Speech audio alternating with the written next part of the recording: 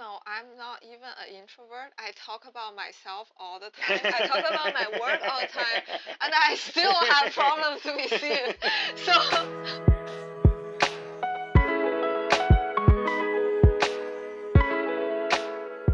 Hello, everybody. Welcome back to the Current Art Podcast. I'm Yaching, and happy holidays, everybody. Today I have a bonus episode for you. Crazy. Oh my God. I've never imagined that I would make so much work and then I just have like extra things to publish. Insane. And so, but here we are. I would love to talk about how do we reside in a performative society. It's something that I observe online and in my real life.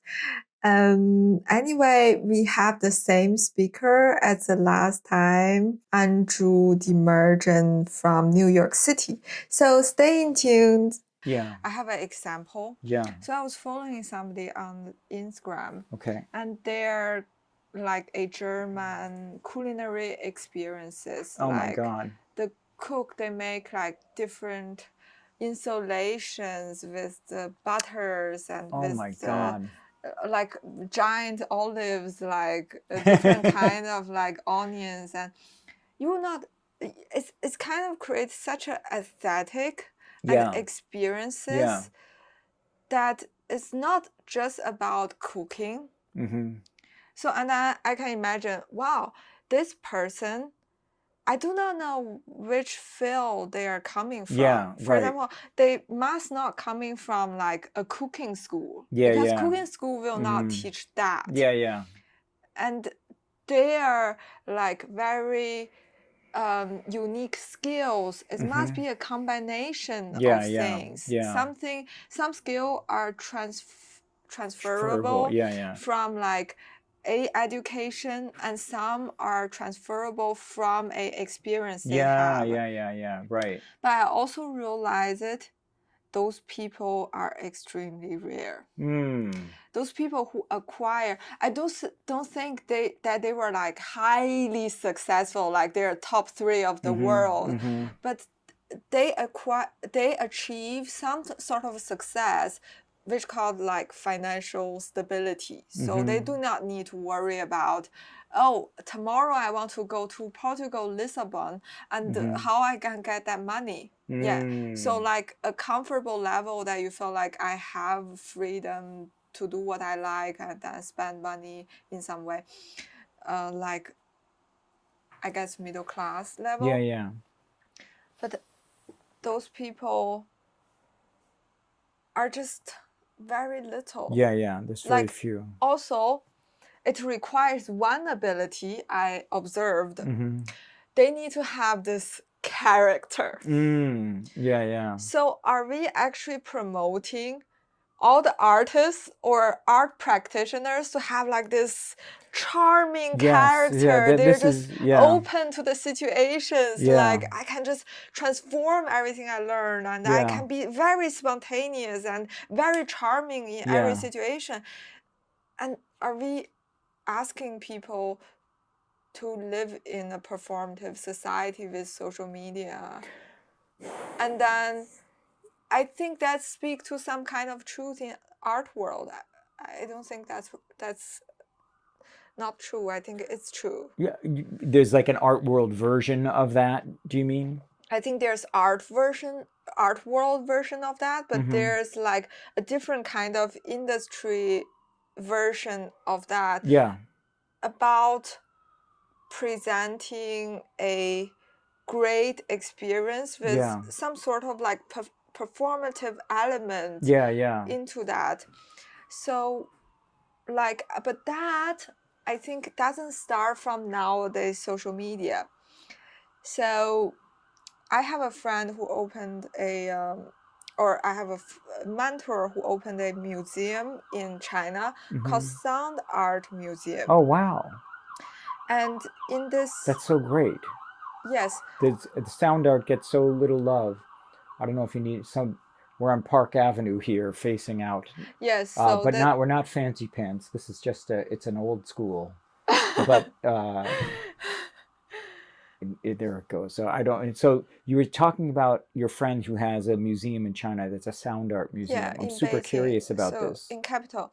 So the In sound, Beijing. yeah, exactly, Okay. in the capital. So in the sound art museum, there's a section about collecting old sound or lost sound Yeah. in Beijing. Yeah. Oh, Yeah. wow. I like So, that. for example, he collected like a lot of instruments that the street dealers like was using Yeah. for making a noise or making a sound to gather people's attention. Yeah. So like there's percussion Yeah. instruments, for example, but there's also like recording of like street dealers performing, crying, like crying, asking people to buy things. They're like the sounds, the music was composed.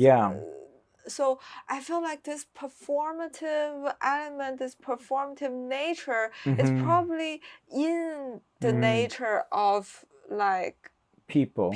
Yeah. Not all people. Not all people. Yeah. Well, so what if I'm an introvert? Like I don't like to do this such a thing. And in today's society, I just cannot get any attention. Yeah, it's you raised, this is like, to me, a really interesting question, because I'm also an introvert, and the example of your friend who makes these gourmet experiences can, for me, feel like, I don't know this person, they may be incredible, but it can feel really phony to me when a person's like always on like that and performative, like performing their best self, and I feel like, you mean the museum or the chef. The chef. Oh, Yeah, that's not my friend. That's okay. That's somebody I saw on the internet. So you know what I mean? To me, that like that chef, the way you were describing it, just feels like really insincere, not like a human kind of thing that and can turn some people off. And so what I'm saying is I'm also like an introvert, and I don't have this natural instinct to be my own marketing team. You know what I mean? If anything, it's like I'm more self-effacing. You know what I mean? Like, so it's something that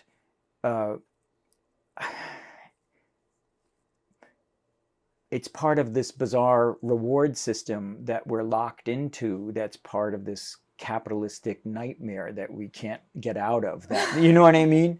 And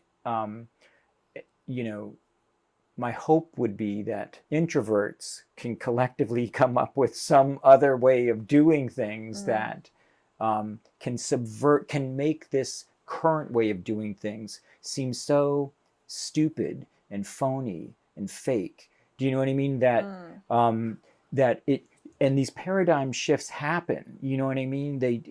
And it's just getting the right snarky FU to the right, you know what I mean? That strikes a chord at the right time. And so I feel like I don't, maybe there's some schools that could teach that, but I don't know if I can't think of many teachers that want to teach that way of being to someone.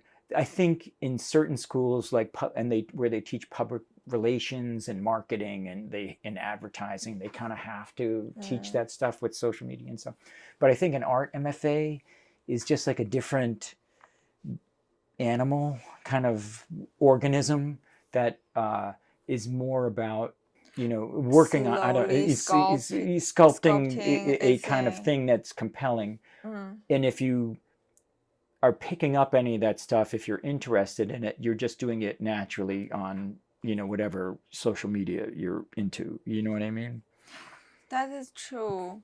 I don't know. It's what I'm saying is I have deep empathy with introverts all over. Do you know what I mean? That because it's like, how do you everyone wants their work to at least get a fair shake, to be seen, to be heard, and if you're not comfortable doing those things, I don't know, do you have less of a chance of making any kind of dent? you know, I'm not even an introvert. I talk about myself all the time. I talk about my work all the time, and I still have problems to be seen. So I hope you liked today's mini episode. It's like an experiment for me, you know. But let me know if you truly liked it or not, so I can make more of it. Anyway, I like to babbling a little bit at the end. These few days, holiday season, so damn difficult because I think it's like the few days in the year where we're supposed to be super happy or like close to be super happy. And in reality, it's not, because it's just few days on the calendars and it's normal days. And actually, there's like millions ways, literally millions of ways that we can be happy from ourselves. Like we can make it happen. Don't let other people decide, and don't let your environment decide that you're happy or not. So happy holidays, everybody. See you soon. Ciao, ciao.